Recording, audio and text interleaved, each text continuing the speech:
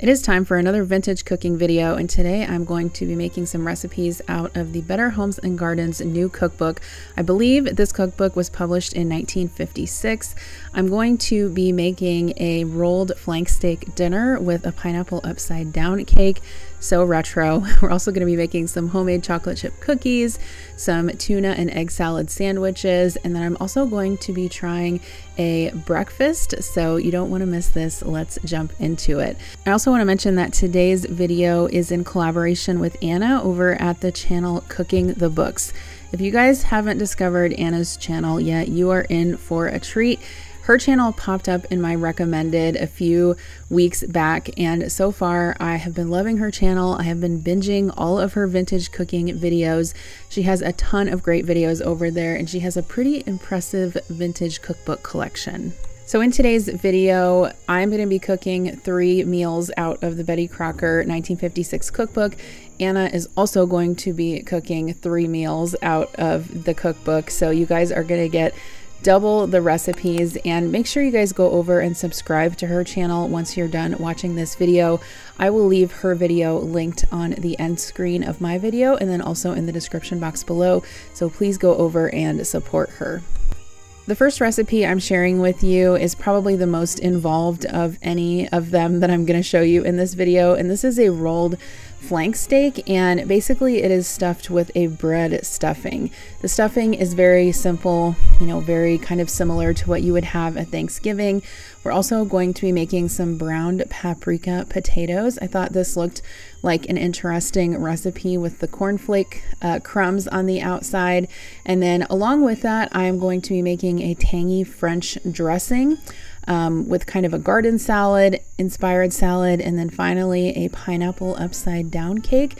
So this was quite a lot of work, this particular meal was, but it turned out pretty good, so let's get started.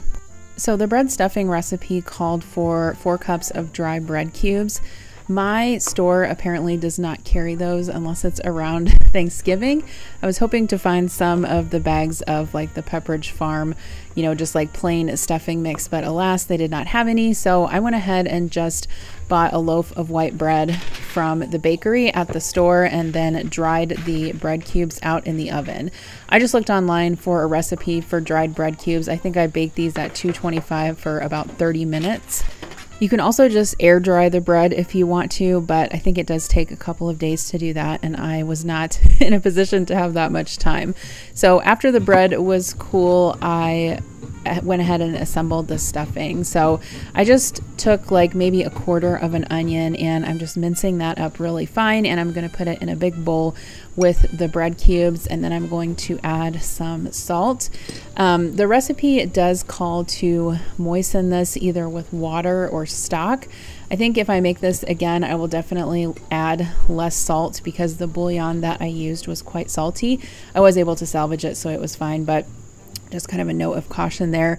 I added some poultry seasoning and some sage. I really actually liked this stuffing recipe. I would definitely make this again, not to stuff a flank steak with, but just on its own. I think it turned out really good. I added some melted butter, and then I mixed up some beef stock. I decided to use beef since I was going to be stuffing a flank steak with it.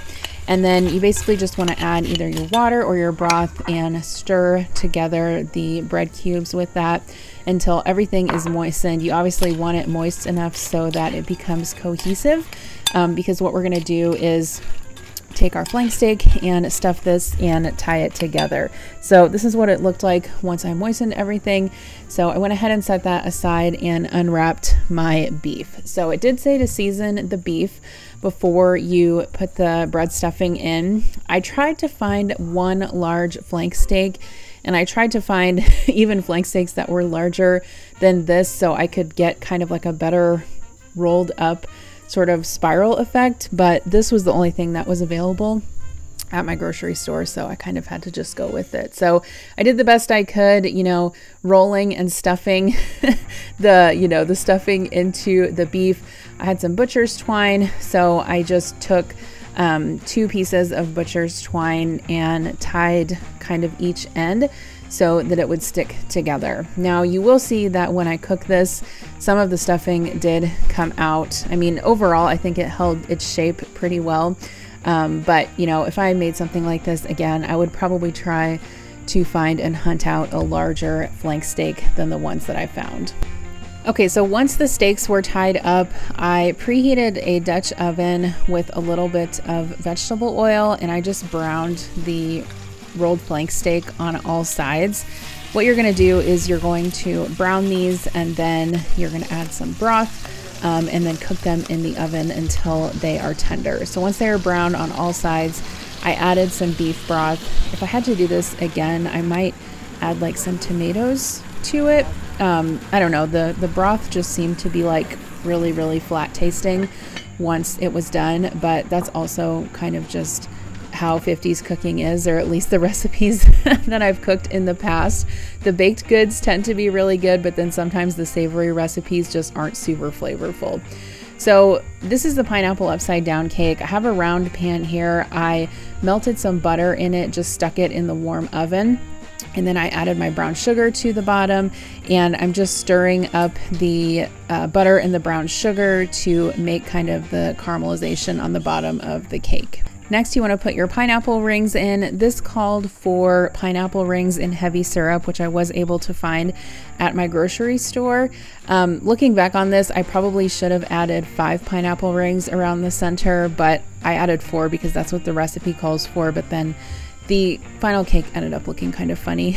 Like, I don't know, that's fine. Who knows what we're doing here. But I took a maraschino cherry and put one in the center of each pineapple, and then I am going to make the cake mixture. So the cake mixture is pretty simple. It's just some shortening, obviously some sugar, some flour, some leavening agent. It also called for some syrup from the can of pineapples, so when I drained that, I reserved it. I also added 1 egg, and then it calls for some lemon zest, which I actually really thought was a nice addition. I am going to mix this up with my hand mixer. I was actually going to look and see if they had stand mixers in the 50s. I feel like they did, but I'm not exactly sure. I'll have to look that up. So this cake mixture is very thick and dense. This turned out good, but I would say that the cake was a little dense for my liking, and so I just very carefully kind of had to spread the batter over the pineapples so as not to dislodge anything. So this goes in a 375-degree oven, and I did not cook it for as long as the recipe said because I felt like it would overcook, and I was definitely right to do that.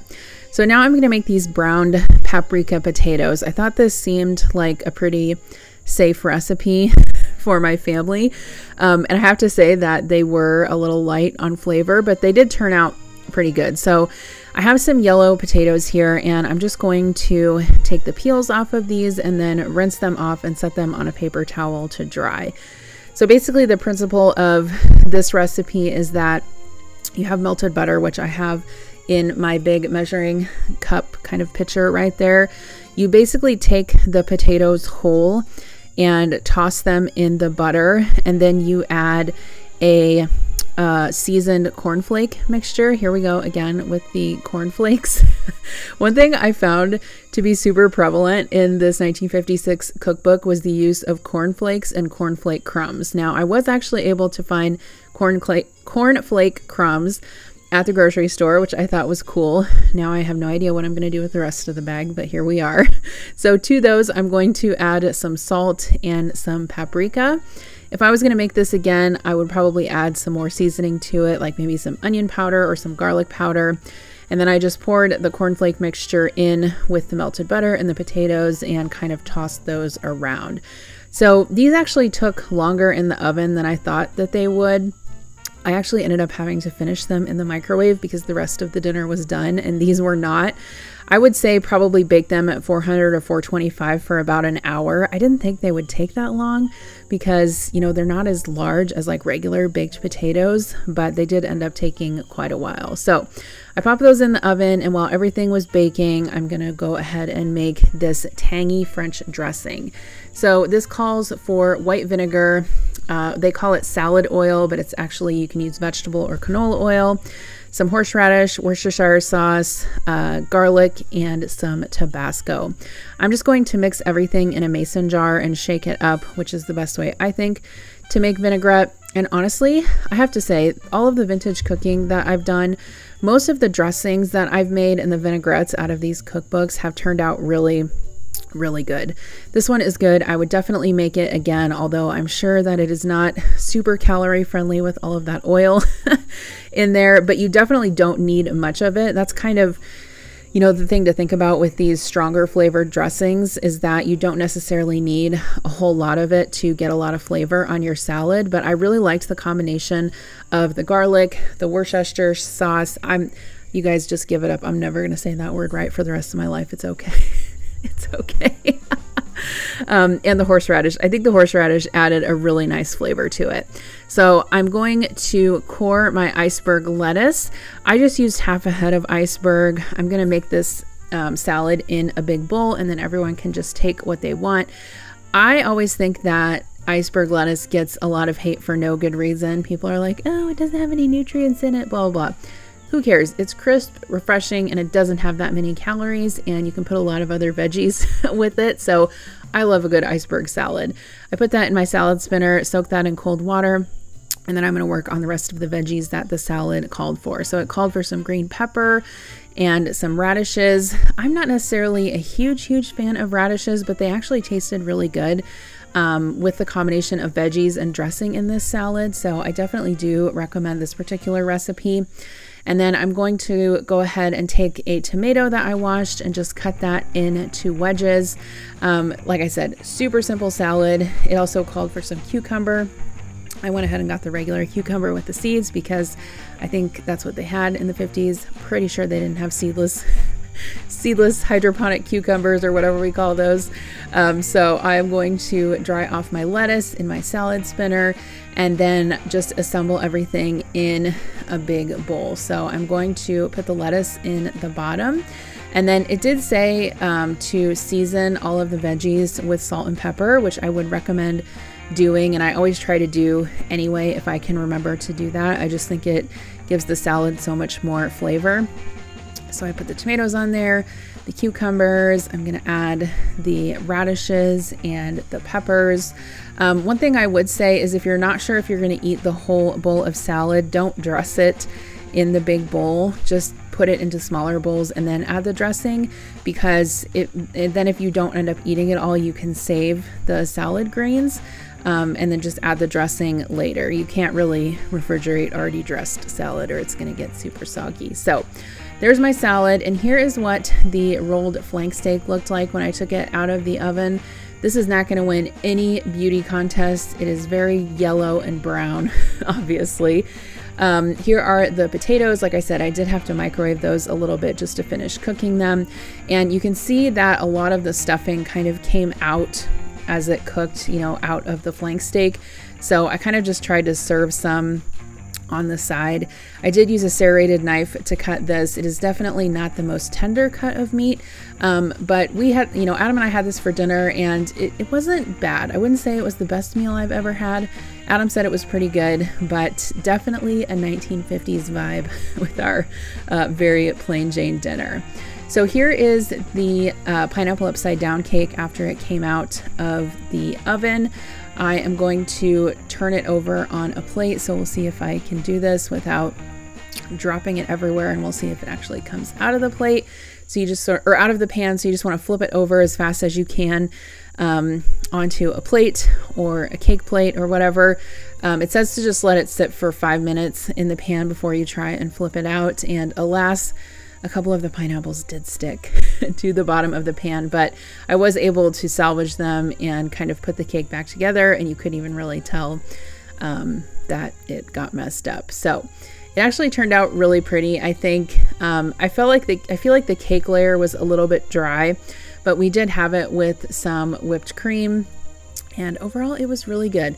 Definitely some retro vintage vibes with the pineapple upside down cake as well.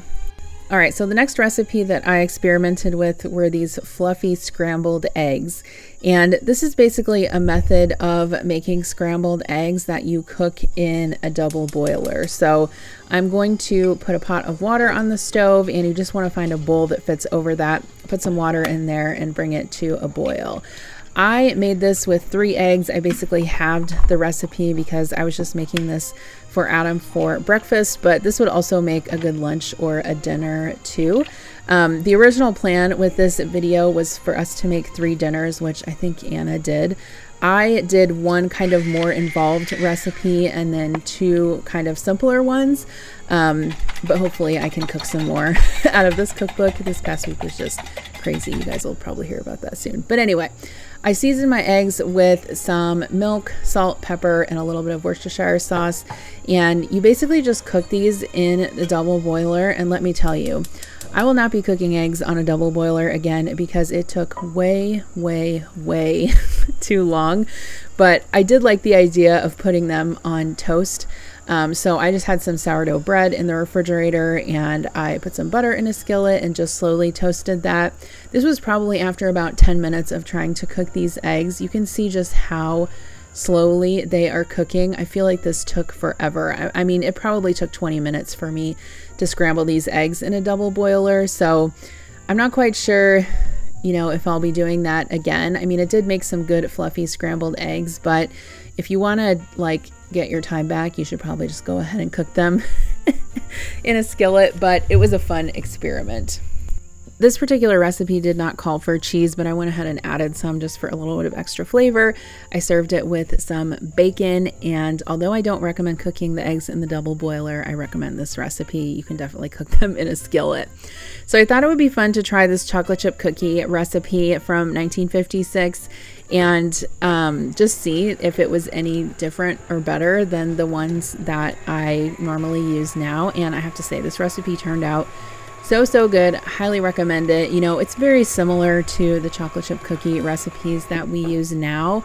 I find also, along with the Worcestershire and the cornflake crumbs in this particular cookbook, there were a lot of nuts. They wanted to put nuts in everything. And I was trying to just find recipes that my whole family would like, which honestly was kind of hard to do as I was going through this cookbook.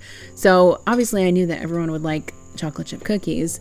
It's a very standard recipe: softened butter, you know, brown sugar, white sugar, egg, flour, baking soda. I actually doubled the recipe, which I think maybe ended up with like 3 dozen cookies, 3 or 4 dozen cookies. I can't remember.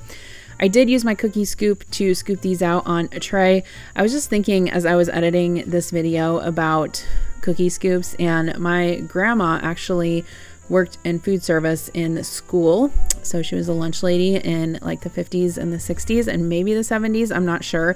And she actually gave me a cookie scoop that she used at work during that time. I don't remember where it's at. It's in one of my drawers somewhere. I'll have to show it to you guys. But I used my, alternatively, I used my Pioneer Woman cookie scoop that I picked up from Walmart. But anyway, it worked just as well. I baked these for about 12 minutes at 375. You want to pull them out before they are fully set on the top, and they will be nice and chewy. These turned out delicious. Okay, so I love this part of the cookbook. There is no such thing as a boiled egg. They're either soft or hard cooked eggs. So I was looking for kind of an easy lunch to make. We are actually on vacation right now in a cabin, and so if you have heard some nature sounds while I'm recording this voiceover, it's because I am sitting out on a screened porch looking at a lovely green yard and rolling hills. But I wanted something simple to make for lunch while we were here, and I needed to make another vintage recipe. So I thought, why don't we make some tuna salad and some egg salad and some deviled eggs? And then one of the desserts that was suggested in the cookbook was chilled apricot halves and chocolate chip cookies. So that's what we're going to have for dessert with this lunch. Okay, so we're gonna make our hard cooked eggs, not our boiled eggs, obviously. So I put some eggs in a saucepan, and I'm just covering those with water, and I am putting a lid on that. I'm going to bring this to a boil, and then I went ahead and shut the heat off and just let them kind of steam in the water for about 15 minutes. And then once that part was done, I filled up a bowl with ice water, and I'm just going to add those to there along with some cold water. And even though I let these sit in the ice water for probably about half an hour, they were still rather hard to peel. You guys know I've been talking about my favorite Dash egg cooker at home. Sadly enough, I did not bring that with me on this particular trip, but they wouldn't have had that back in the 50s anyway, so whatever. So after the eggs were cooled, I went ahead and peeled them. So I'm actually going to make the deviled egg recipe out of this book along with some egg salad. I thought the egg salad recipes in the book were interesting. One of the egg salad recipes actually wasn't really what we would think of as an egg salad. It was actually just like sliced hard-boiled eggs on iceberg lettuce with a dressing. And clearly I'm very limited right now on what I can make because I don't have my kitchen with me, and so I basically just kind of had to improvise. But the vibe I was going for is kind of that like finger sandwiches tray. You know, one of the things about this particular cookbook that I really like is the pictures are so vibrant, and they just have these like crazy appetizers. I think maybe next time I cook out of this book, I'm like just gonna make appetizers because some of them are so funny. There's like a pineapple in there. It looks like a pineapple, but it's actually like a ham loaf covered with cheese. It's like hilarious. It's hilarious, all of these retro things. So half of the eggs I'm gonna make egg salad with. I'm just mashing these up in a bowl, even though I very badly massacred the eggs when I was peeling them. These were actually perfectly cooked eggs, like they weren't overdone. The yolks were just done. So half of them I mashed up for egg salad, and then the other half I'm gonna make some very terrible looking deviled eggs because of the way that I had to peel them, but you know what, they still tasted good. So I'm putting the eggs in a bowl, and then I'm just going to mash those up. I did go ahead and add some mayo, and then this recipe calls for white vinegar. So I just added like a tiny little, maybe like a third of a capful of that, seasoned with salt and pepper. And then I added some mayo. It does call for sweet pickle. I didn't have that, so I did use some dill relish, but these still turned out really good. I love deviled eggs no matter what. They're a good snack. They're good with lunch. I actually gave these to Adam for lunch. He actually had an egg salad sandwich and deviled eggs. Like, can we have more eggs, please? But anyway, even though they were kind of massacred, I was still pretty happy with how they turned out. So for the egg salad, I'm going to make it basically the same way. I'm going to add just a little bit of white vinegar, some mayo, and then I'm going to put this on some sourdough bread, which turned out really great. So I'm just going to spread the egg salad out.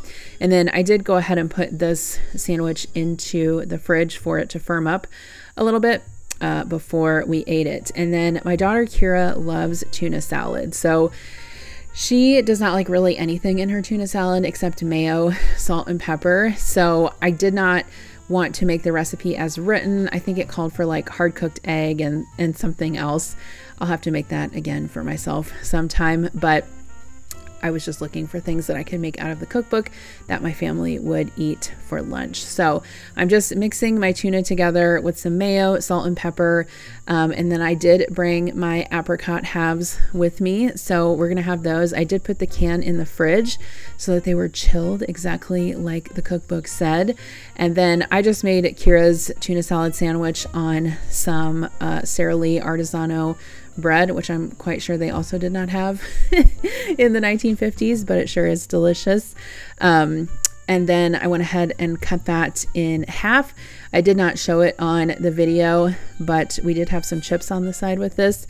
They have chips in the 50s. They had to have, right? Maybe? I don't know. I should have done some more research before I did this voiceover.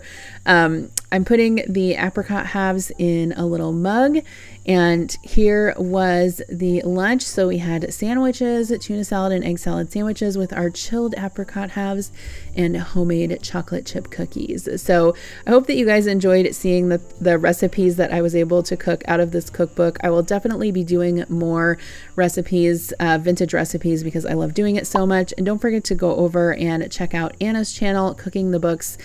Make sure that you subscribe subscribe to her channel, give her some love, tell her I sent you, and if you want to watch her video, you can click on the screen right here.